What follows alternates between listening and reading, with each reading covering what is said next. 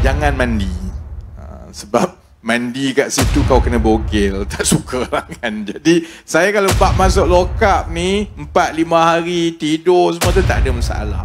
Sebab tak ada telefon, kita pun gemuk, tak boleh makan.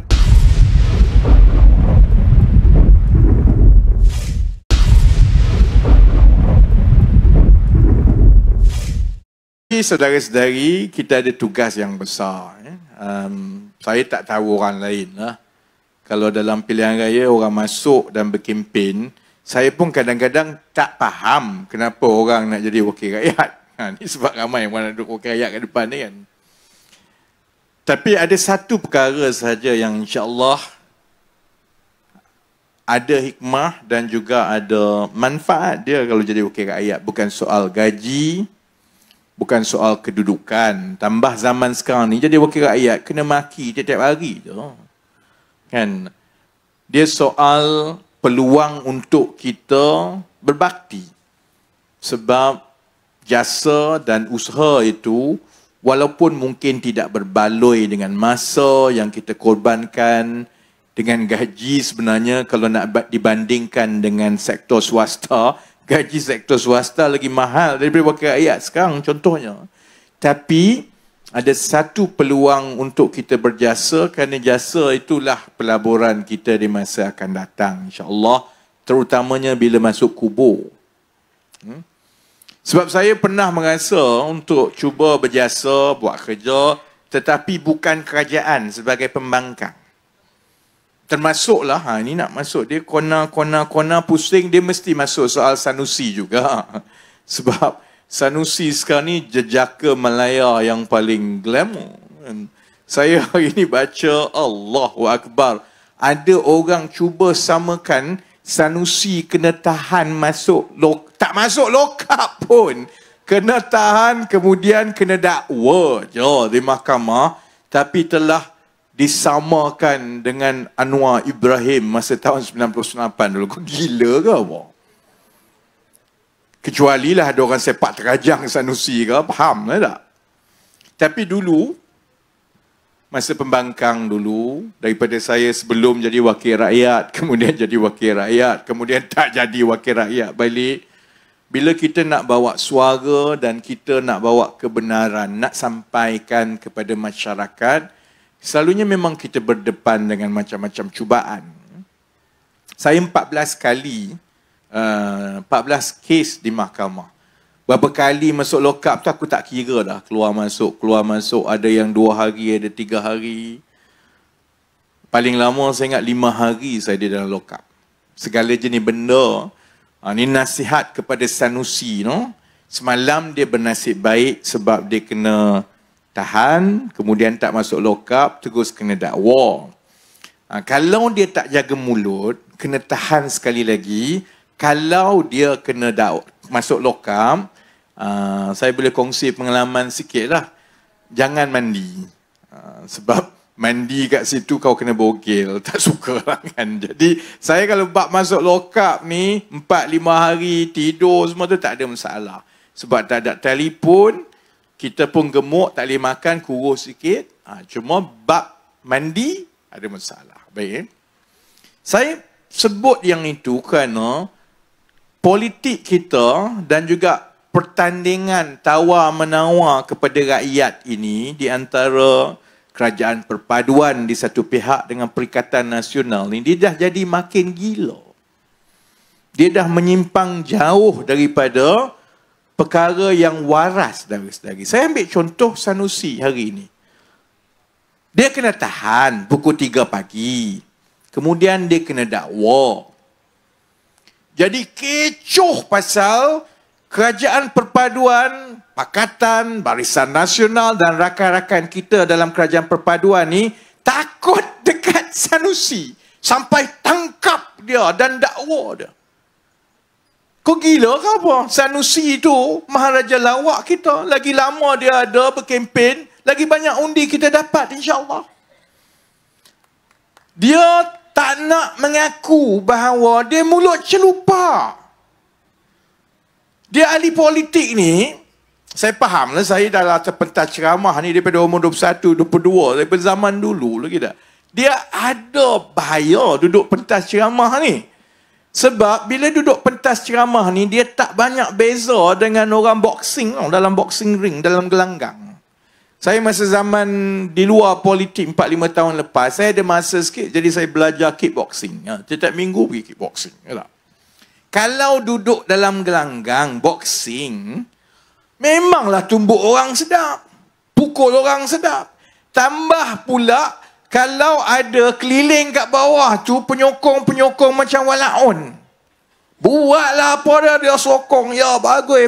Lagi main kotor, lagi sepak, lagi jahat. Dalam gelanggang boxing, lagi kuat dia tepuk. Dia sama, saya ingat Sanusi ni dia dah dapat penyakit tu sikit. Bila dia duduk atas pentas, lagi celupa mulut dia, dia tengok geng-geng walaun semua ni suka, dia rasa dia lagi hebat. Masalah dia, celupa tu biar bertempat lah. Dulu kau celupa pasal gigi aku tak kisahlah. Aku suka lah. Komen pasal gigi saya, tak kisahlah. Saya jumpa dia, saya tunjuk gigi. Gigi siapa lagi cantik? Dia macam hehehe. Lepas tu dia komen, dia nak kata Menteri Besar Selangor Amir tak cukup inci. Tak apalah. Memang Amir tak tinggi mana pun. Jadi tak ada isu. Tapi kau naik share hebat sangat.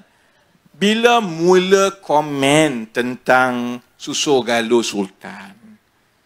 Komen tentang yang mempersoal dan memperlekehkan bukan soal keputusan Sultan semata-mata. Dia sebenarnya mempersoalkan institusi raja dalam konteks perlembagaan negara. Jadi kalau contohnya saya yang cakap macam tu, mampu dah aku lama lah. Kalau saya yang kata macam itu, PAS ni dah minta keluar beratus-ratus ribu bergarak atas jalan dah pun. Saya memang kena lari masuk gua, dah takut aku nak keluar. Ini bila dia sebut. Dan yang dia sebut itu ialah perkara yang sensitif. Bukan saja kurang hajar, bukan saja biadab, tetapi meletakkan satu petanda yang tak baik dan teladan. Kalau teladan ni benda baik. Benda yang tak baik untuk teladan, bahasa Melayu panggil apa? Tengok semua tak tahu. Saya pun tak tahu. Dia menunjukkan teladan yang tak baik kepada yang muda-muda.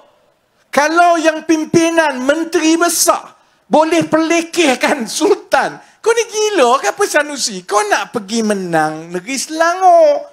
Kau masuk negeri Selangor. Kesianlah Azmin gigit jari sekarang. Habislah aku cita-cita aku nak jadi menteri besar. Jangan terkejut Afif nak bertanding balik kat Sabang Jaya lepas ni. Sebab masuk negeri orang, hormat, ketuk pintu, cakap baik-baik, nak bertembung politik tak ada masalah. Tapi bila kamu biadab, dan dalam soal dia tu, dia biadab dia tu ialah sampai menyentuh soal perlembagaan negara. Bila kamu tanya dan perlekehkan tentang fungsi dan kewibawaan institusi raja dalam menentukan pimpinan negara, itu soal sensitif Melayu pun ada, soal sensitif Islam pun ada, soal melanggar perlembagaan pun ada. Jadi tak ada kena-mengena dengan kerajaan ke, Perdana Menteri ke, soal arah ke. Masalahnya kamu langgar undang-undang yang jelas.